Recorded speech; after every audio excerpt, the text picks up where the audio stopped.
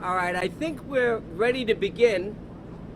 I am Assemblyman William Colton. I represent this area, which is Bensonhurst, Gravesend, Dyker Heights, a little bit of Midwood, basically here in southern Brooklyn.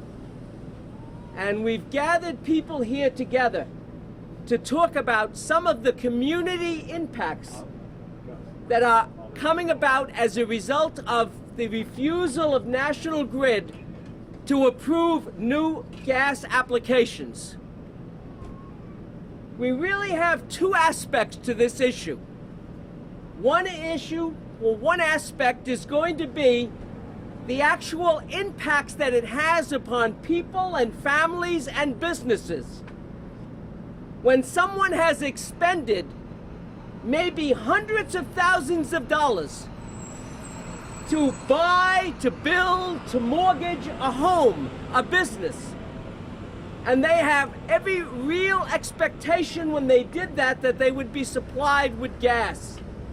And then after the building is complete, after the permits have been obtained and approved, and they're ready to get the gas turned on, suddenly they are told that National Grid has no more gas, that they're not approving any new applications, and have submitted to, first of all, have never given a reason that is verifiable other than it's not in accord with their business model, and secondly, does not put in writing the specific reason, which is in violation of the Public Service Law, which requires that if a gas application is denied, that National Grid must put it in writing and specify why they are not able to provide gas to that customer. National Grid has entered into a trust agreement with New York State, in which, in return for their agreement to supply gas to its customers, they have been granted an exclusive right to distribute gas in this part of Brooklyn and in certain other parts of the state. And yet they are deciding very abruptly, almost coincidentally and simultaneously with the denial of their permit application, to build a billion-dollar pipeline that is very controversial and which was denied the initial permit by the Department of Environmental Conservation. And we have some people here who will discuss the merits of that permit application. For example, the permit application was for a water quality permit in which, under New York law, they had to prove that they would be complying with certain water quality requirements for the amount of things like mercury and copper and arsenic and dioxins that might be released into our environment as a result of their building the project and also their operating the project. Also, under New York law, they had to show that if they were damaging any natural communities, benthic communities, there's a very big shellfish industry in the area where they're building the pipe.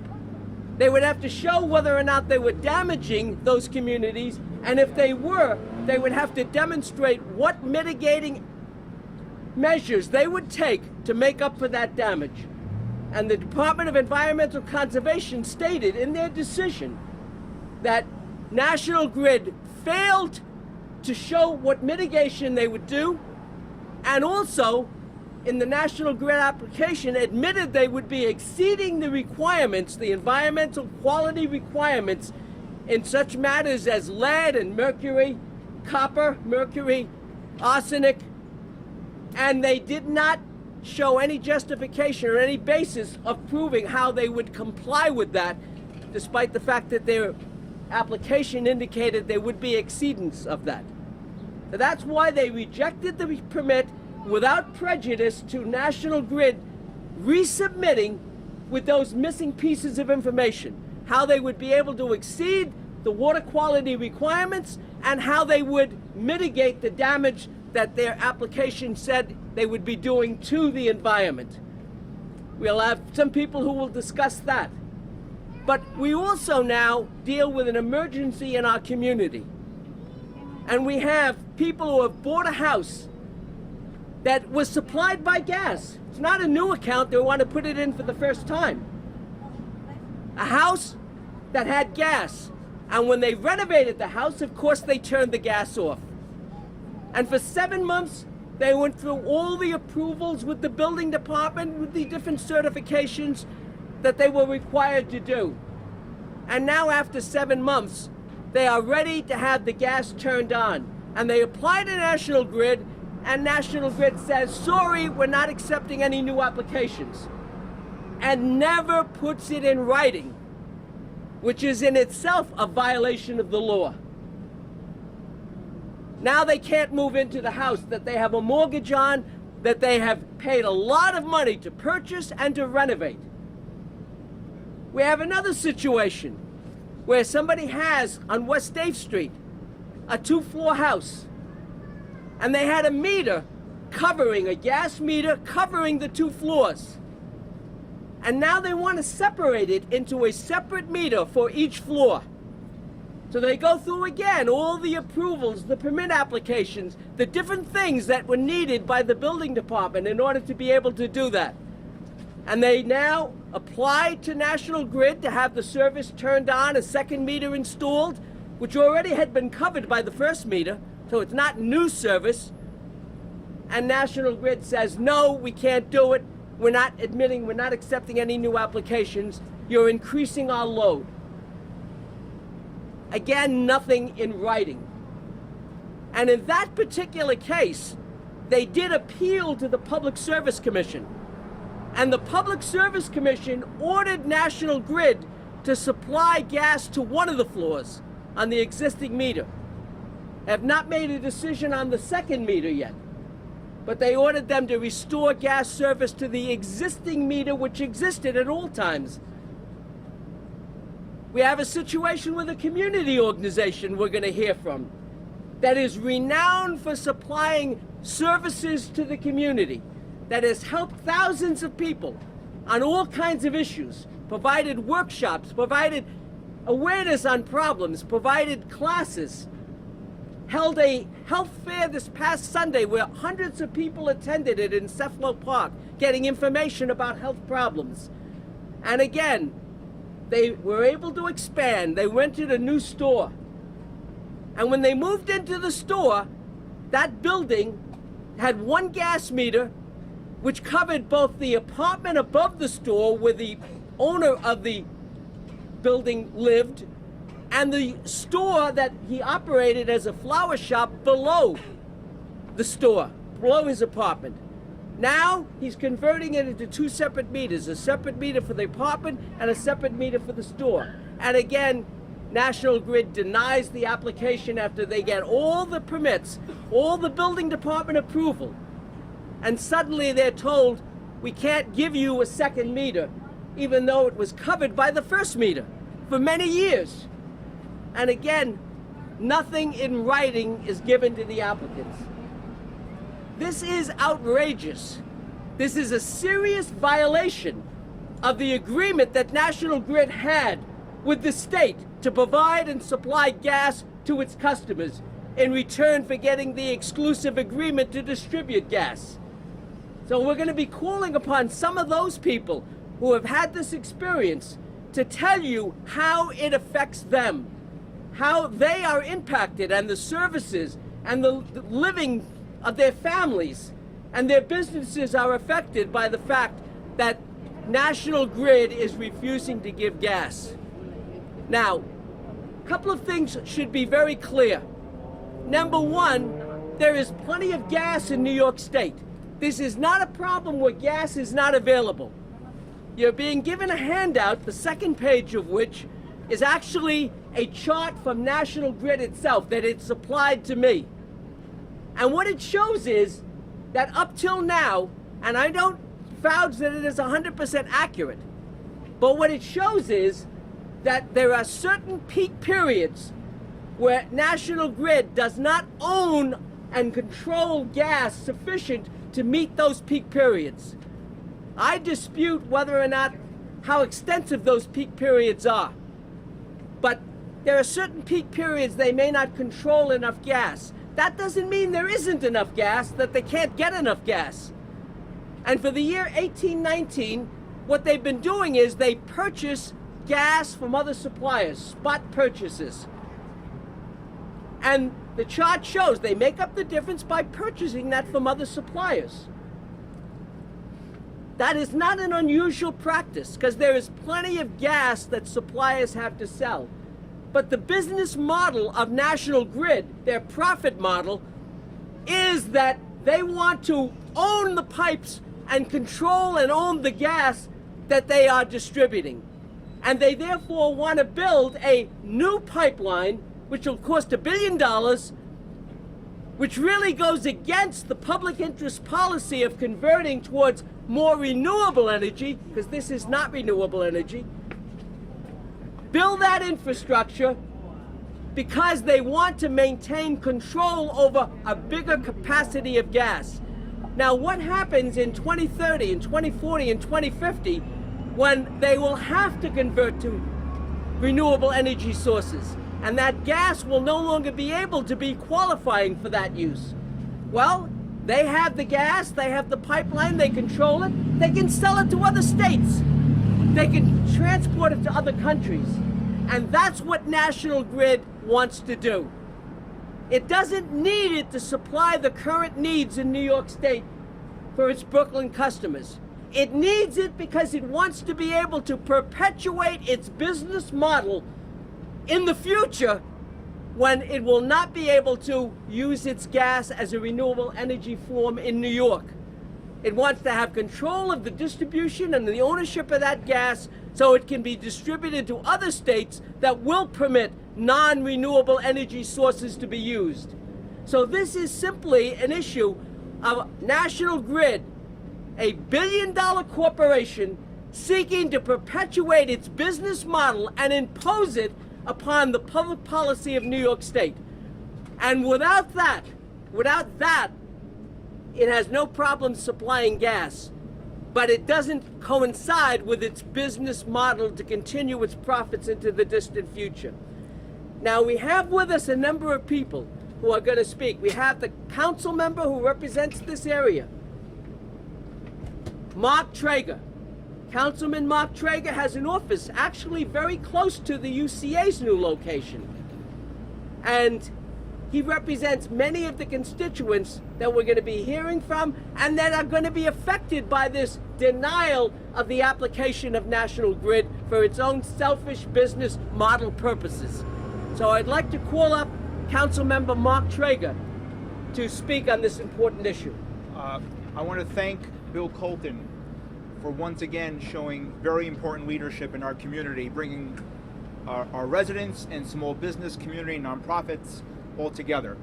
Let me be very blunt and clear. First, I represent Bensonhurst and Gravesend and Coney Island, and I have small business owners in Coney Island who right now, who are actually minority women-owned businesses that cannot open their meat stores or mom-and-pop shops because of the greed of National Grid.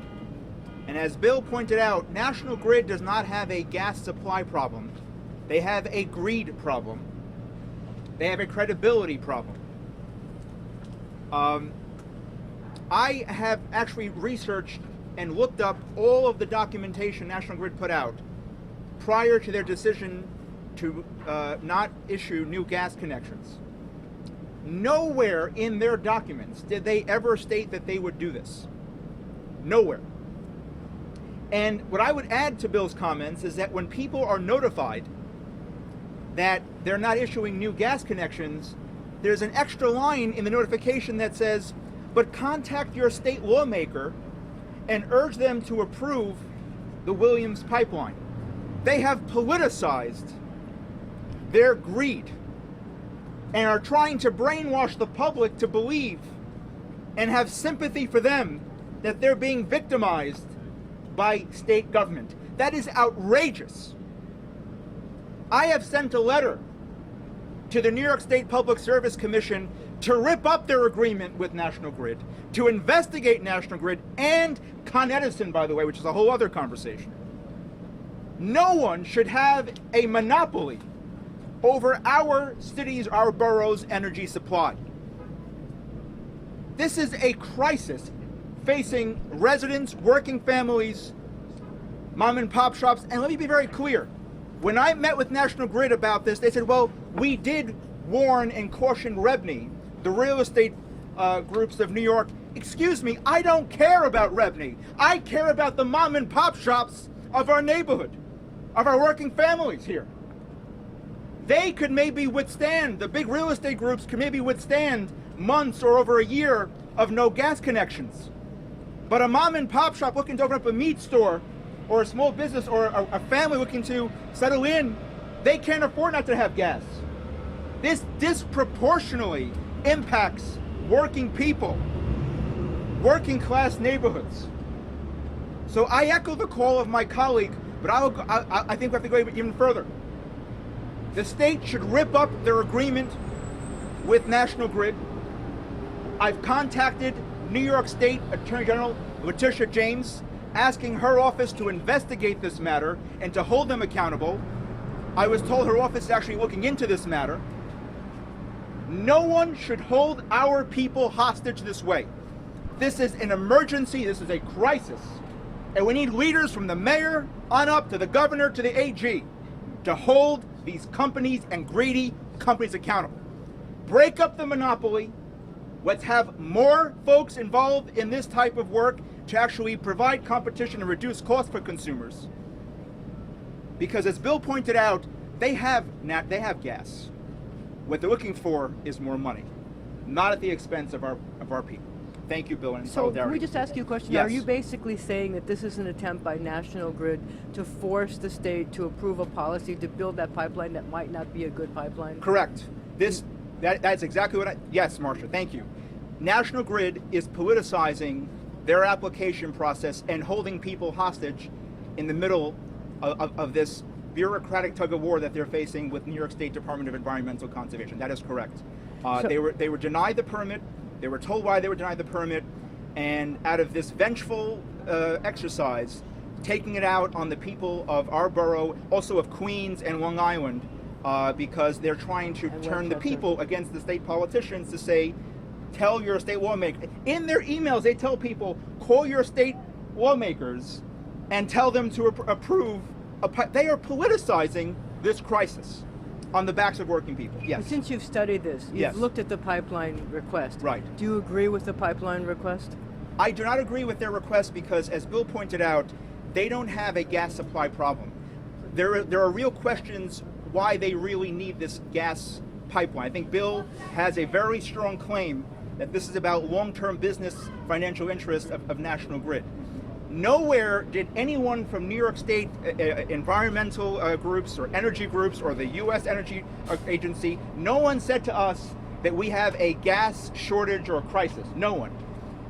Not one documentation I've researched from National Grid prior to their decision to shut off new gas applications did they state that they would do this. They're now saying, well, we're worried about our supply. So they are politicizing this application process at the expense of working class people.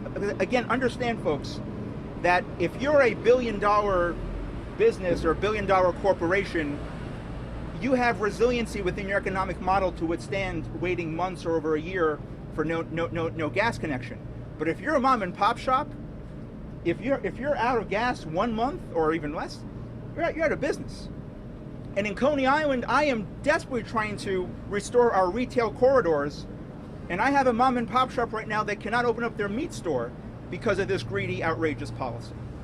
So yes, I am accusing National Grid of politicizing this process. I think they have a greed problem, and their monopoly must be broken up. Assemblyman pipeline. I do also believe there are serious environmental concerns, and in addition to the environmental concerns, as the councilman said, there's no proof that this is in the direction we should be going. This goes against the climate change remedies that New York State has been legislating and moving in the direction of. And I have an additional problem. It's one thing for a private corporation to try to convince people of their business model being correct. But this is a corporation which has been given a public trust. They've signed a trust agreement with the state, and they are attempting to use the trust that has been given to them to be the exclusive distributor of gas, which was given to them by New York State, to now use that to try to hold the governor in particular hostage, to put pressure on a state regulatory agency which is committed, which is responsible for the environmental safety and health and well-being of the people of the state. This should be not a decision made based upon political lobbying or political hostage taking. That hearing decision should be based upon the merits of the application, and the DEC decision clearly indicates they were not satisfied that the application met the requirements of the law and that it would protect the environmental and health and safety needs of the people of the state. And so there's a big problem when a private corporation uses a trust that it was given by the state to try to change the policy of the state. I'm not even sure whether it may violate some lobbying laws. I don't know. Maybe they've registered as a lobbyist. I don't know. But there's a real issue that they are using their public trust to lobby for legislation, and not only lobbying, but withholding services which they promised they would provide. That's a very serious issue, and there needs to be an investigation, and I support the councilman's call for the Attorney General to also investigate that, because it is a very serious issue. Assemblyman, are you joining his call, rip up the contract? At this point, they have ripped up the contract, as far as I'm concerned. National Grid is refusing to honor it. So should the state reciprocate in kind? I think the state has to look at whether or not they need to review whether National Grid should be given the exclusive jurisdiction to distribute gas in Brooklyn, especially since they say they can't do it. If they say they can't do it, and they promise to do it, then I think the state has got to look at other ways of getting gas to our customers, to our people.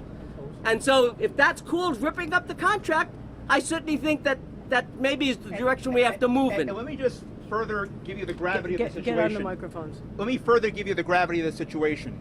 I mentioned small businesses. In Coney Island alone, thousands of units of affordable housing are coming online this year and next year. They will not have gas. Thousands of families, working families, who desperately need housing, will not have gas. And there are folks, as Bill mentioned, who have just purchased a home. In our a working class this is not, Park Slope. This is not Upper West Side of Manhattan. This is a working class neighborhood. And it's very hard to survive without gas and power, electricity. And I again go back to this fundamental question: why are we giving anyone a monopoly over something this important? So we need definitely an investigation, but I think we need to rip up this agreement, and no monopoly should exist on something this vital for our families. I will also point out, in the situation of electricity, we made a separation between the distribution and the supply for electricity. And the result of that is Con Ed has been much more environmentally conscious in terms of getting involved in the renewable energy field, far more conscientious than National Grid has been. So, I think we have to seriously look at that. If they say they can't live up to the agreement, then what is the agreement? Well, Con Ed made the same threats in Westchester. They did in Westchester, but they haven't done it yet. Yes, they have. threatened to do it. No, they have. Well, then they're in the same situation in Westchester. But we're in Brooklyn, and this is a critical problem for our people. Now, I'd like to call up a few of the constituents who have actually experienced the loss of gas. I think we have Anslin Tang I need you to spell from the UCA. Can you describe? You need to spell your name for us. Spell your name. My name is Ansen, A-N-S-E-N. Last name is T-A-N-G. Okay. And you're from the United United Chinese Association of Brooklyn. It's one of the representatives. And good afternoon, everyone. And I represent for United Chinese Association of Brooklyn, which is located at 1787 Stewart Avenue. And we moved to that location since July 1st, 2018.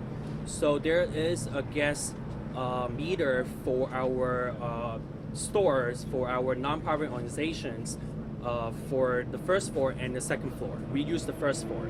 But since in 2019, the landlord decided to rent out the second floor for a new tenant, and they need to convert into the two separate meters. So there's one for the first floor and there's one for the second floor. So we are on the first floor, and the landlord applied for the National Grid for a new install a new gas meter since June 5th, 2019, and they gave him the case number, the meter's number. However, in 2 weeks later, we called them to see how they're gonna, when they're gonna start to install a new gas meter, and they said that now they cannot install a new gas meter for the first floor. And we asked them why, and they said there's not enough gas to supplies for that area. So since we applied for the new gas meter, there's a case number and meter's number, so they refusing to give us the new gas meter to install for the first floor. And without the new gas meter, we cannot operate our center for the winter, because we provide a lot of classes, services, social services, workshops, and big events for our community members. We have many members, citizens, senior citizens, youth to come to our center every single day to hang out, to have lunch, and they cannot even to have hot water to wash their hands now. So what will without the happen to heat. your programs if you have no gas when it comes to winter? If there's no gas for the winter, we have to shut down our center. And how many So people would be affected? that will be affect more than 500 citizens in our community center. And we are having a new program, which is an after-school program coming up. So without the new gas, without the heat, without the hot water, we have to shut down that program as well. That will be affect many children around the neighborhood. Cannot operate our center and able to run the center. When you got these letters, or when you heard community center leaders, what was the reaction like? We don't even have any letter to notify us that there's no gas meter to install. I actually called National Grid with the landlord, and they are refusing to tell us what's going on, right? And they are just saying that your application denied, or there's no answers from them. How And angry are you? we're super angry actually, because we cannot able to run our center because these non-profit organizations is funded by the state, by the city, and without the center, we cannot provide any services to all the seniors, citizens, and the community's member that comes to our center every single day. So not just I'm angry, the senior citizen, they are angry too because they cannot come to our center. And they won't be able to eat? They cannot have lunch in our center because we cannot open the center for them. And they usually come to our center every single day to hang out, to see their friends. It's the place that's funded by the city and the state to have them to have a quality of life, better quality of life, and to hang out more and to get to know each other, during our center. And they cannot come to our center to learn because we host ESL classes, we host the nationalizations class, we have computer class, we have youth program, we have arts for kids, we have karate, we have yoga, we have all those kind of activities, and they cannot able to learn from us, and we cannot provide those social services to the citizens as well, to the community members. Is that right now you can't serve hot lunch to the seniors right now? Right now we can. You can. But then during the winter, which is later on, and we might have to shut down the Because center. you have no heat? There's no heat. no hot water right now. Thank you. Okay, I would like to call up another person who is affected by this denial of new applications, and I would like to call up Juliet Levine. Julia, It's Julie. Julie Levin. Sorry. Levin, Yes. and it's Julie. Yeah. Where do you live? I actually live in Park Slope, and the reason why I'm here today is because this is the only office doing anything about this. I've been. Is this 303 6th Yes. Avenue? 6th Street. Huh? 6th Street. 6th Street. Yeah.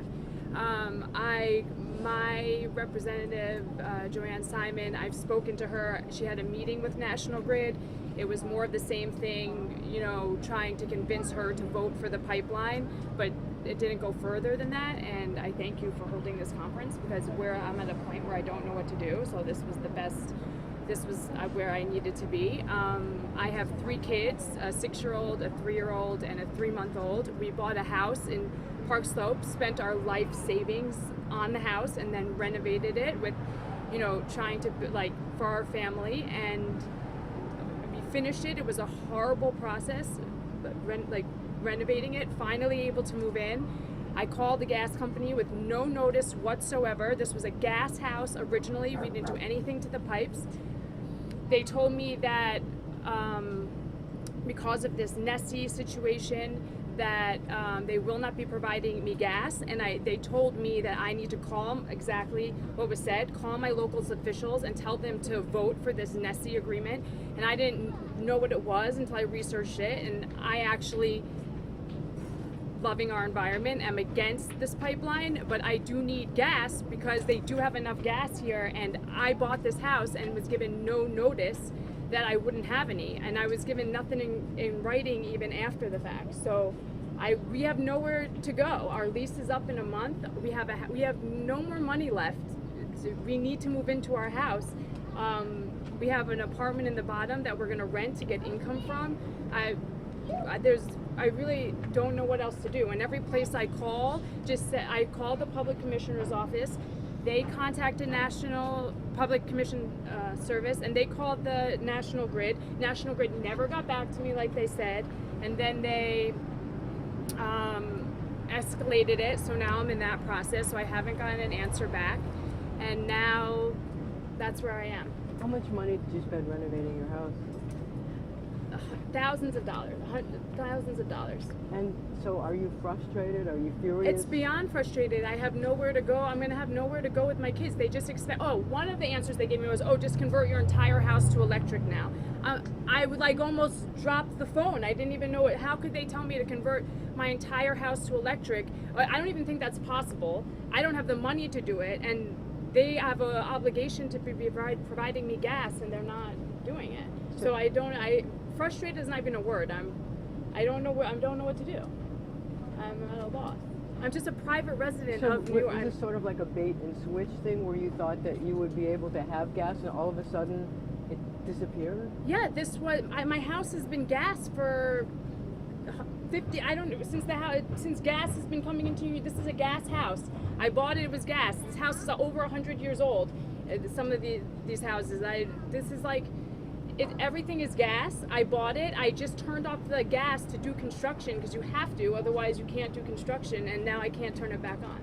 And how long did the construction take? So it took about 2 years because of permits and licenses and things, but that's not my fault. And I was never given any notice by National Grid that at any time, if you don't have your gas on, we're not going to turn it on. So yes, it took 2 years, but out of my control. I wish it didn't take 2 years, but it did. And now I don't have gas, and I have nowhere to go because I have no hot water, no heat, no more money left, nothing.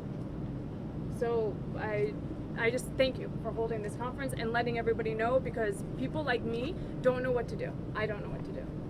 So I appreciate it. You missed just your It's Julie Levin, Julie Levin. And you have a 6-year-old, a 3-year-old, and a 3-month-old? Yeah.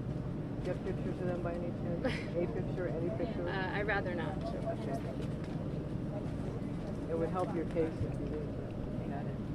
Thank you. I think this just shows some of the desperation, the frustration, the exasperation. And that's why when National Grid was given the exclusive right to distribute gas in Brooklyn, they signed a trust agreement so that that could not happen to families and people here. And they would not be put through that anguish, and yet National Grid has failed to honor that agreement simply because it doesn't coincide with their business model, and they're now using that trust agreement, which gave them the exclusive right to distribute gas, to try to pressure state government and the governor in particular to do something that the Department of Environmental Conservation has so far determined is not protecting the environmental and health interests of the people. I'd now like to call up Nancy Tong. Yeah, Nancy? And she's going to be helped translate for a owner of a house on Bay 25th Street. We need the name. So of I'd the like to owner. call up the owner is Guo Chao Wu, Can you spell that for us, please? G-U-O. And Nancy, you're gonna I need you to spell the name, please. G-U-O-C-A-O, last name Wu, W-U. And this is Nancy Tang. This is Nancy Tong, T-O-N-G. All right, and Mr. Wu is going to speak. Hello，大家好。 Okay, you can translate, Nancy. 你講。Hello，大家好。即係我呢度買間屋係2018年8月買嘅，買咗呢9月就開始裝修，裝到而家呢裝修啦，差唔多裝到1年就裝好。咁啊依家咧裝好落去 case， 咁啊 case 公司話依家話啲 case 唔夠，要份俾我哋開。咁之我啲係啲舊屋嚟㗎，唔係啲新屋。咁啊依家我裝修好，咁你用俾我裝 case， 咁啊我要一個細路仔，要兩個細路仔，咁啊又我要公屋，係啊，要公屋，咁我依家要租屋住，我要供呢個房屋保險，要供地稅，你睇我點維持？ Okay, he is saying that a year ago he bought a house. And it's an old house. It's not a brand new house. It's an old house, so he has to renovate and do all the renovations. After a year later, now he needs to move in, and he noticed that they're not giving him any gas. And he is saying he has kids, and he also has to pay for his mortgage. And right now he's not moving in yet. He still have to pay for his other rent. And how is he gonna support his family and pay all this mortgage plus insurance? What does he do for a living? 我哋 OK， 佢問你做乜嘢嘅？你係咩工作我係做家政護理嘅， ？He's a home attendant。我老婆係做診所㗎。做乜嘢嘅咧？睇診所。唔係我老婆係做診所㗎。係啦，喺診所。喺做乜嘢診所度工作啊驗血啊，同人抽血就咁㗎。And the wife works in a doctor's office, like taking blood works. But he himself, technician, right? He himself is a home attendant. Okay. 咁我之前咧去咗2次呢個 case 公司。咁啊之前咧首先打電話去問佢公司去 case 公司開呢個 case。咁啊我哋係8月19號去到 case 公司嗰度填表。咁啊填到咧去到嗰度咧，佢話佢都唔同意我哋。話我嘅裝修嘅間屋咧，裝修嗰個管道都全部改過啊！但係我間屋已經係18年啦。咁18年嗰啲管道係好爛㗎嘛！如果你唔改，你唔換管道，係會漏啲 case 係好危險㗎啦嘛。咁佢話唔得，咁我就冇辦法啦。咁我咪第二次咁我又喺8月12號嚟到呢度呢個議員嗰度求助，咁佢同我即係同我哋即係發嘅咩嘅問題去問 case 公司，咁咧佢就話依家回覆呢個電郵翻嚟，叫我叫我即係了解呢個喺呢個 case 喺呢個流量喺幾大。 What he is saying is that he went to the National Grid in August the 5th, tried to fill out an applications. He said he went there twice, and then he went back again on August the 8th. What they told him was that it's not, they needed another permit, because they said that the gas pipes that they have right there are not correct. So he didn't know what to do, and then he came to the Assemblyman's office on August the 12th, seeking for help to see what the Assemblyman can help him do and work it out. Because he themselves doesn't speak the language. So there's a language barrier. We see so many constituents, whenever they have a problem, they do come to our office and seek the help from the Assemblyman. That is why the Assemblyman is having this, so that everybody know he is speaking for our community. 後來咧，我哋8月12號又係下午去咗呢個 case 公司，咁啊咧佢又叫我翻嚟屋企等，我唔知等到幾時。唔係話嚟啊，扣定嘅辦公室㗎，12號，實去嘅 gas 㗎。係會幾時你扣定嗰度8月8號。OK。8月8號。Right. OK。咁佢又叫你等啊？叫佢等咯，叫我回屋企等佢電話咯。Okay, he said that he went back to the National Grid on August the 12th to see the status of his application, and they tell him to go home and wait. Go home and wait. He came to the Assemblyman's office on August the 8th seeking for help. But National Grid never replied to them. 係咪佢National Grid 冇再答你啊？佢咪其實公司咁講咯，唔係我唔俾你，佢係呢個時間唔俾你哋。Okay, National Grid say it's not me that's not giving you the gas. It's the New York State that's not giving you the gas. That's what National Grid.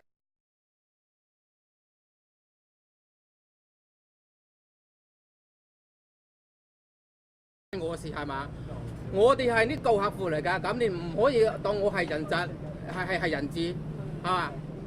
Okay, what he is saying is that is the problem of the state. It's not a problem of him. How can you be holding me hostage? That is what he's saying. Say it again. Right, yeah. He does not, he said, why are you holding me hostage? This is your problem with the state, has nothing to do with him. And he's only a working person. He wants to support his family and move into his house. Thank you. Thank you. 多謝。I think we have another homeowner. You might Shiping 10. We have Shiping 10 here.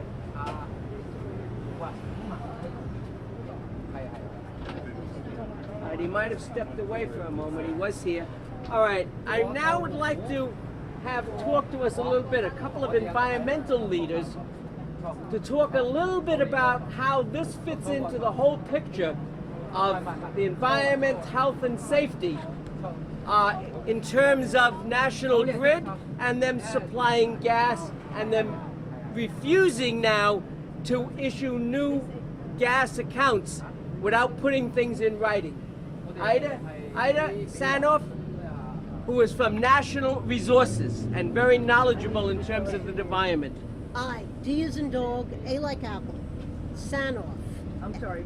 Ida. I, D as in dog, A as in apple. SANOFF. Right. SAN, Executive Director, Natural Resources Protective Association. NRDC. NRPA. Give you my card after. As you have heard, we have ordinary citizens. We have an entire state that's being held hostage by one company, the Williams Company, a company that builds pipelines and that has a horrific safety record. This pipeline flies in the face of everything that New York State has been trying to do since the late 1980s to comply with the Clean Water Act and the Contaminant Assessment Reduction Program and other programs that the state has, and even the feds have been involved in and have spent millions in. This project will disturb over 14,000 acres of seabed. It will suspend over 1 million tons of toxic sediments.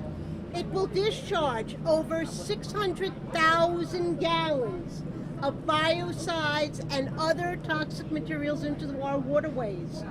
And all of this ends up on us. It ends up on us when we go swimming, when our kids go swimming, when we buy fish because the toxins build up into the food chain, and we end up eating them. And again, this company has a terrible, terrible, terrible safety record. So they are going to be doing massive construction off of our shoreline with a terrible safety record. And as you have heard, there is a lot of controversy over, whether or not there is enough gas. It seems that there is more than enough gas. And the hidden agenda here, which nobody talks about, is that the demand for gas in Europe is high.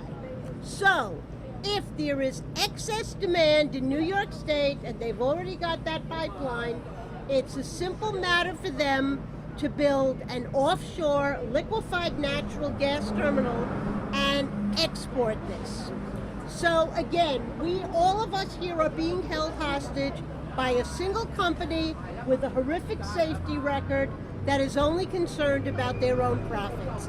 And I thank Assemblyman Colton for being at the forefront of doing something about this.